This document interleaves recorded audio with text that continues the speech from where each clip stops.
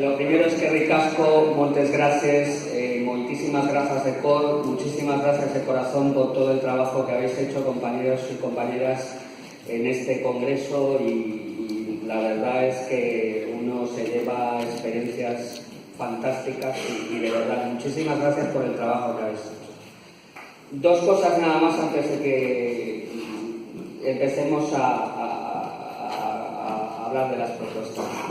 La primera, y creo que es el libro, agradecer por favor el trabajo a los compañeros de APN Euskadi que se han desvivido porque estemos como en nuestra casa, que bueno, han tenido horas y horas de trabajo en que todo esto saliese bien, y yo quiero que les deis un magnífico aplauso por todo.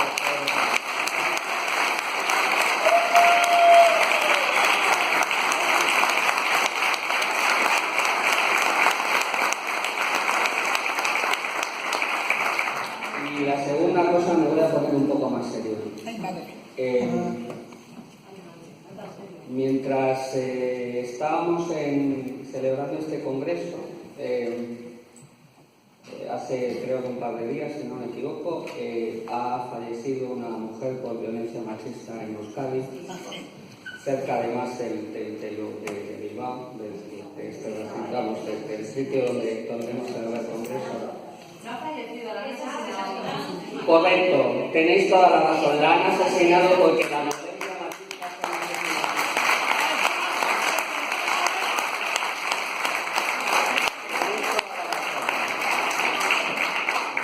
y además corrijo, la violencia machista asesina, son feminicidios y todo empieza por maltratos físicos, psicológicos y de todo tipo. Tolerancia cero contra la violencia machista.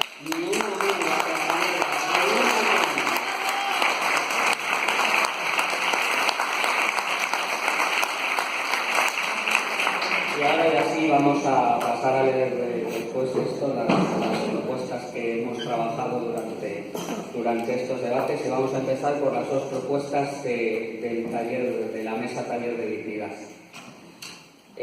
Las dos propuestas elegidas son, la primera, que los derechos fundamentales que están vinculados a la dignidad se concreten en derechos subjetivos, es decir, que sean exigibles y que no estén vinculados a la disponibilidad de presupuestos.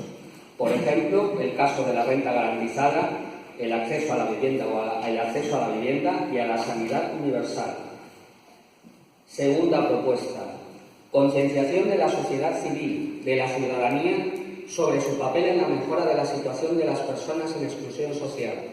Lucha eficaz contra los delitos de odio, intolerancia y aporofobia.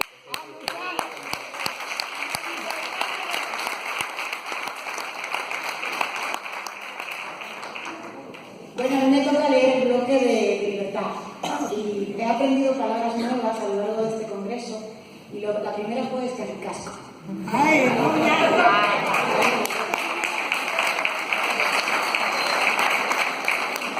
Escaricasco por permitirme representarles en este momento en esta lectura, y otra palabra que aprendí fue agentes de decisión, ¿no? Entonces yo creo que nosotros tenemos que tomar la decisión individual de convertirnos en agentes de poder, y cada vez que veamos algo que vulnere nuestros derechos o algo que vulnere el derecho de otra persona que está a nuestro lado y que quizás está muy débil para defenderse, gritar. Eso. ¿Okay? Entonces,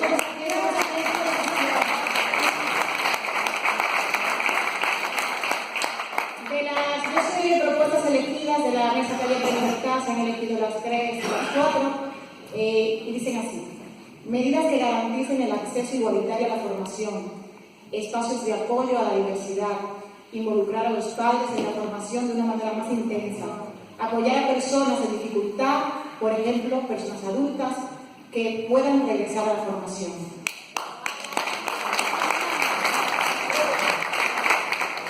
La número 4, medidas relacionadas con la no discriminación, una ciudadanía para todos y todas, da igual quien sea, de dónde venga, y esto tiene que ver mucho con la discriminación que está viviendo.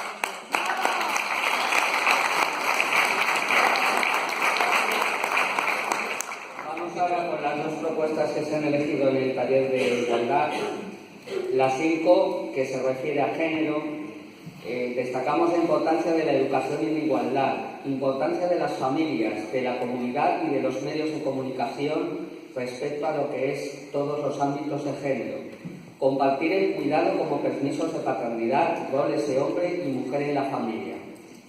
La 6ª, que está dedicada al empleo, proponemos favorecer el acceso a las personas con discapacidad en situación migratoria, en resumen, todas las personas en riesgo de exclusión social. Proteger el empleo y no ser discriminado por ningún tipo de ámbito en el empleo. Mismo trabajo, mismo salario. Igualdad salarial entre hombres y mujeres.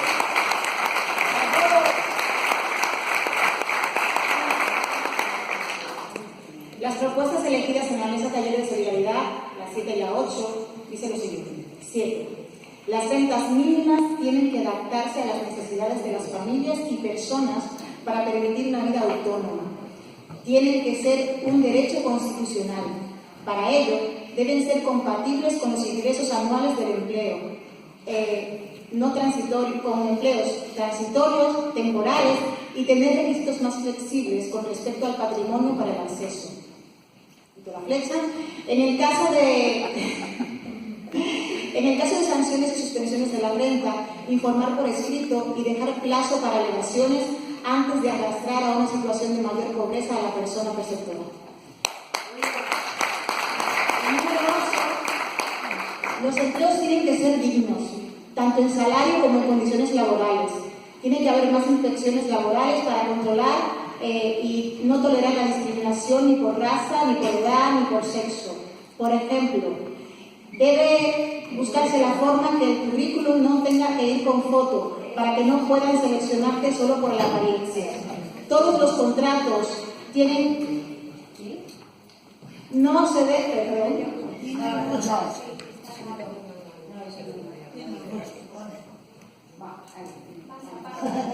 Sigue. No se debe tener acceso a subsidio por desempleo. Se debe homologar ese aspecto al régimen de las empleadas de hogar. Perdón, es que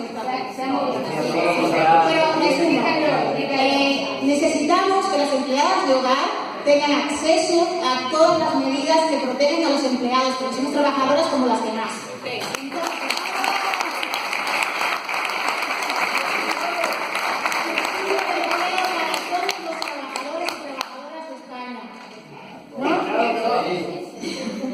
Exactamente. Se debe entregar cupos en las empresas para las personas en situación de pobreza que puedan acceder al empleo.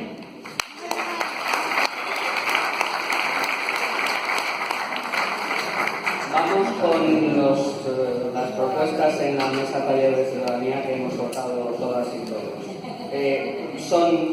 Son cortitos esta vez. Cumplimiento de los derechos fundamentales de las personas como garantía de una plena justicia social. Tal cual.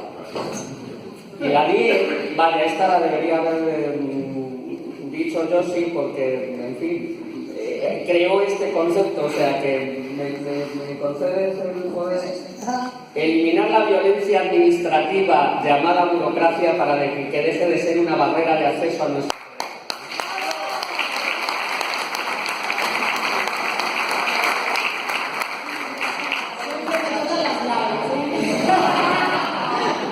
Bueno, y las últimas, me parece, ¿no? No me equivoco.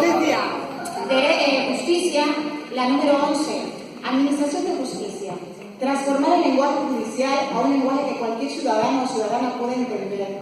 Poner en funcionamiento un servicio de atención a la ciudadanía en cuanto a acceso a los derechos, incluyendo la asistencia gratuita. Establecer normas para un ciudadano con especial vulnerabilidad, con mediadores sociales para la prevención del maltrato institucional.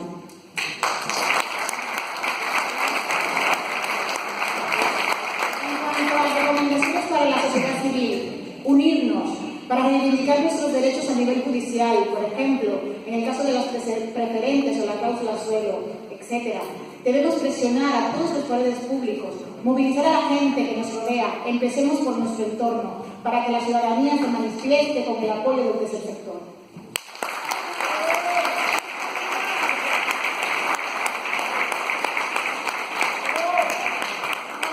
Esto es todo lo que hemos votado, compañeras y compañeros, así que el aplauso creo que os lo debéis llevar vosotros por todo